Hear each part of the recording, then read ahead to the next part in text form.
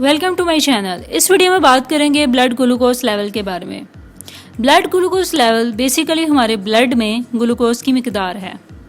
Glucose sugar की main type है जो हमारे खाने से आती है और ये जिस्म के अंदर बनती है और स्टोर भी होती है। ये हमारे जिस्म के सेल्स के लिए तवानाई यानी एनर्जी का बुनियादी ज़रिया है और ये खून के ज़रिए हमारी बॉडी में हर सेल तक पहुंचाया जाता है।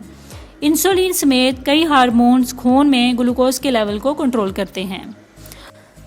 ब्लड में शुगर लेवल के बढ़ जाने को तो ख़तरनाक समझा ही जाता है, लेकिन अगर ग्लूकोज की कमी हो जाए तो ये भी नुकसानदेह साबित होता है। वेबसाइट बोल्ड स्काई के मुताबिक 16 आम और ख़तरनाक बीमारियां ब्लड में ग्लूकोज की सतह कम होने के सबब लाहक होती हैं।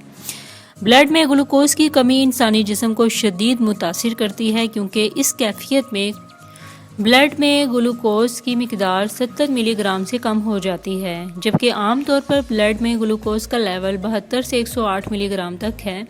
अब ब्लड में ग्लूकोज की कमी हमेशा डायबिटीज़ की वजह से नहीं होती, इसकी और भी कई वजूहात हैं, मसलन हार्मोन्स की कमी, ट्यूमर्स के मसाइल, गुर्दों की खराबी और गैर सेहतमंद ग़िज़ाएँ वगैरह।